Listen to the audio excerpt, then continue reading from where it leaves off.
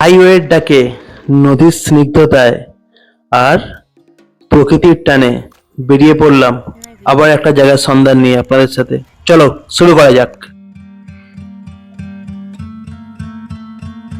Santragachi cross করে এসে গেছি আমরা ধুলোগড় টোল ট্যাক্সের কাছে। ধুলোগড় টোল ট্যাক্সটা ক্রস করে আমরা এগিয়ে চললাম।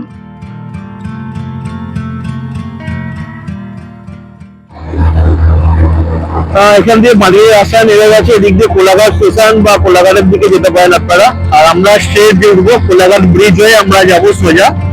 জাস্ট ব্রিজ যেখানে শেষ হচ্ছে একটুখানি গিয়ে বাঁদিকে যাবো আমরা ব্রিজ থেকে নেমে। এই জায়গাতে শীতকালে আসলে আপনারা মানে যতদূর চোখ যাবে ফুলের বাগান দেখতে পাবেন। হ্যাঁ এখন শীতকাল, বাট এখনো পুরো গাছগুলো রেডি হয়নি।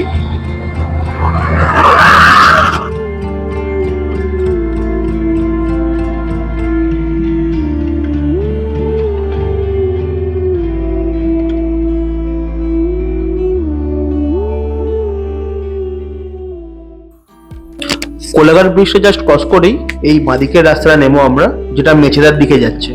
এখান থেকে খানিকটা যাওয়ার পরেই আমাদের বাঁদিক নিতে হবে আমাদের গন্তব্যের উদ্দেশ্যে। এই রাস্তাটা একটু সাবধানে যাবেন, কারণ রাস্তাটা খুব একটা ভালোভাবে তৈরি করা নেই। আর লাস্ট ইয়ার বৃষ্টির জন্য রাস্তাটা একটু অবস্থা খারাপ আছে, তো একটু সাবধানে যাবেন। এই রাস্তাটা একদমই নির্জন রাস্তা, দূর দূর অব্দি কোনো মানুষও দেখতে পাবেন না। এই রেল ব্রিজের তলা দিয়ে আমরা সোজা যাব আমাদের গন্তব্যের দিকে।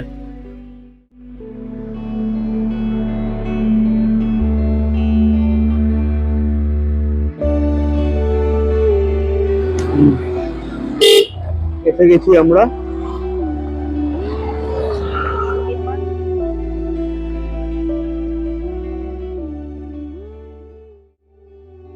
হাই ফ্রেন্ডস, কেমন আছো সবাই? আশা করছি খুবই ভালো আছো। ঠান্ডাটা সবে সবে পড়ছে। আজকে আরো একটা পিকনিক স্পট নিয়ে চলে এলাম আপনাদের কাছে। আর জায়গার নামটা পরে আসছি, একটু আশপাশটা দেখে নিন আগে।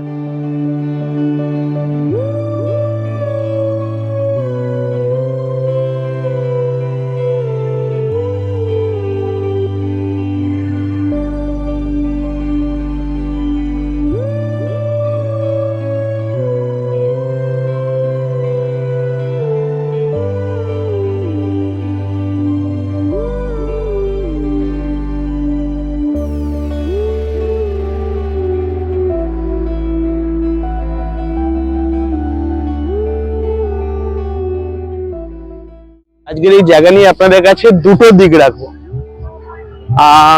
হয়তো একটু অকওয়ার্ড লাগতে পারবে যে আমি একটা জায়গায় এসে জায়গাটার ব্যাপারে এরকম কেন বলছি, বাট কিছু কিছু জায়গা একটু ওভার হাইপ হয়ে আছে, তো সেটা আজকে আপনাদেরকে আমি দেখাবো। এটা একটা খুব সুন্দর জায়গা, শান্ত পরিবেশ বলতে পারেন। ছিল শান্ত, এখন হয়তো নেই বলে, বা ওভার হাইপ যে ব্যাপারটা আপনাদের আগে থেকে বললাম, কথাটা মনে রাখবেন, এটাতে আমি আসছি পরে। তো এই জায়গাটা পিকনিক করবার জন্য সেরা জায়গা বলতে পারেন। কুমার নদীর তীরে জাস্ট ওপারে সোনার বাংলা, আর নদীর ঠিক এপারটাতেই হচ্ছে এই জায়গাটা। যদি উইঙ্গার বা বড় কোনো গাড়ি করে আসতে পারে, ট্রাভেলার লাইক গাড়িতে, তো আসতে পারেন এখানে আপনারা। এখানে এসে রান্না করে খাবার যথেষ্ট জায়গা আছে, বা যদি ভাবেন কিছুক্ষণের জন্য গিয়ে একটু চিল আউট করবেন বন্ধুদের সাথে, সেটাও করতে পারবেন। হ্যাঁ, তো এবারে আসছি আমি ওভার হাইপ কেন বলছিলাম। আসুন আপনাদের দেখাই। এই জায়গাটা দেখছেন আপনারা, ঝাউবন। একটা ছোট্ট ইটভাটা আছে, একটা পুরো ঝাউবন। এবারে দেখুন, এখানে যারা পিকনিক করে গেছে, গ্লাস, থালা, ছোট্ট থেকে ছোট্ট জিনিসগুলোকে এখানেই ফেলে গেছে, এবং জায়গাটাতে এখন আর সেই সৌন্দর্য বলতে কিছু নেই। এই যে জায়গাটা দেখছেন, এই জায়গাটা পুরো এখন কনস্ট্রাকশনের কাজ হচ্ছে, যার ফলে আপনাদের এই জায়গাটা আপনাদেরকে দেখাচ্ছি পরে জায়গাটা কি অবস্থা হয়ে আছে। হয়তো কিছুদিন পর জায়গাটা আরো বেটার হয়ে যাবে, বাট এই ইয়ারে আমি বলবো না এই জায়গাটাতে খুব ওয়াও ব্যাপারটা আছে বলে। লাস্ট ইয়ার আমি যখন এসেছিলাম তখন ব্যাপারটা ছিল, বাট এই বছর জায়গাটা একটু বদলে গেছে। মেবি আর 1-1.5 বছরের মধ্যে এই কনস্ট্রাকশন এরিয়াটা কমপ্লিট হয়ে গেলে হয়তো আরো বেটার হয়ে যাবে। জায়গাটা আগে অনেকটা ঠিক এরকম ছিল, কিছু আগের বছরের ভিডিও আপনাদের সাথে শেয়ার করলাম আমি।